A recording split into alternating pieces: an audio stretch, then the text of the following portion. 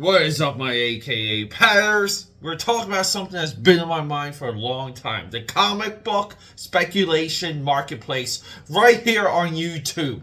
Let's go.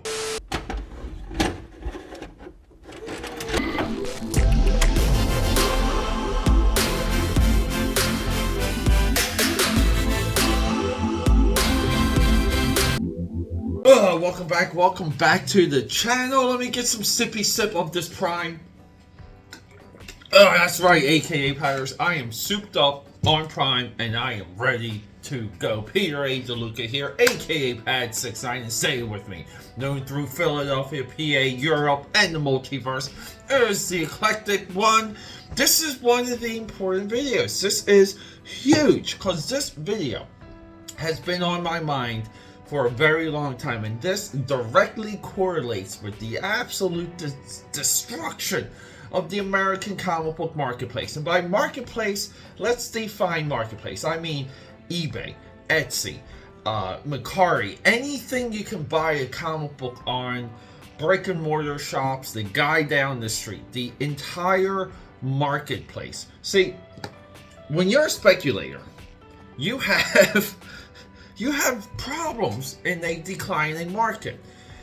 You can't speculate if a market is doing this. You cannot. Yeah, it's really hard to do because you got to pump the stock of everything you're pushing on people when everyone is unloading their collections and their books, and that is exactly what's happening now. Speculator channels are great when everyone is spending their COVID checks on comic books from eBay, local comic book conventions, local comic shops, but they have a excess of kizash and they are dumping it into American comic books, most likely back issues. Now, where does Comic Tom fall into this? Okay, let's.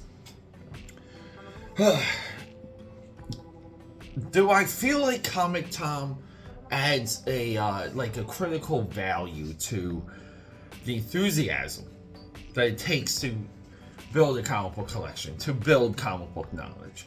I would say absolutely no, because when you're collector focused, you're not focused on the history of the characters, of the publishers, of the people who poured their blood, sweat, and tears into those comic book pages. Most likely, here's the crazy thing.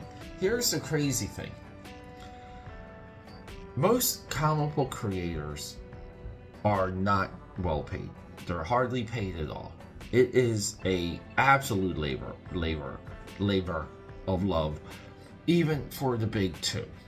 This is time and time again, we are shocked over the state of some of these veterans whose work we can recite, whose careers we can just do a dissertation on. Comic Tom takes all that away. Comic Tom just wants you to care about a incentive cover, a variant cover, some weird speculation of a potential pop from a media appearance, meaning this character is in a video game, this character just got announced, this and that.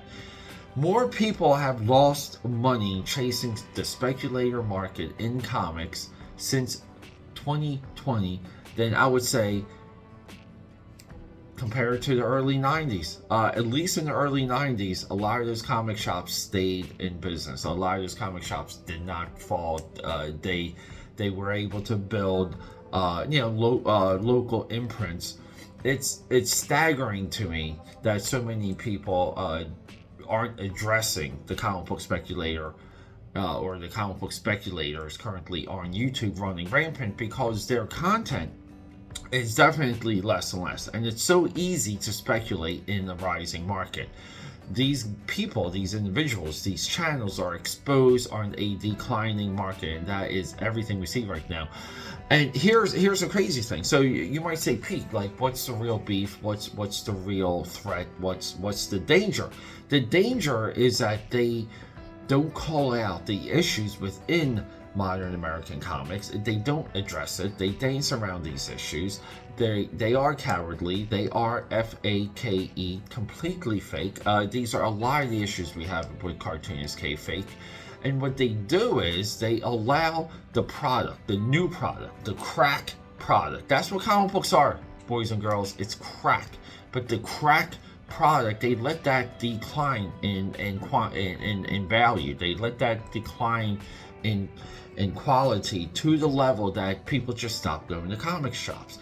The people right now who are funneling into comic shops, dropping those dimes, is people that already have money, people that are compulsively showing up. But we're talking individuals with very well-to-do jobs, or people who don't have, they may not have families. The comic books is their true hobby and they're not giving it up. These individuals are not enough to prop up the American comic book industry. They hurt retailers, and when we don't address that the new books are not cool or new hotness, it's scary, it's frightening, and there is a direct correlation with the speculation, with the constant speculation, with slab trading or chasing, right? People just chasing conditioned comics and getting them slabbed. That is in the future going to destroy even what we will call a back issue comic book shop. So it's a double-edged sword, and these speculators serve to end comic book stores on two different ends.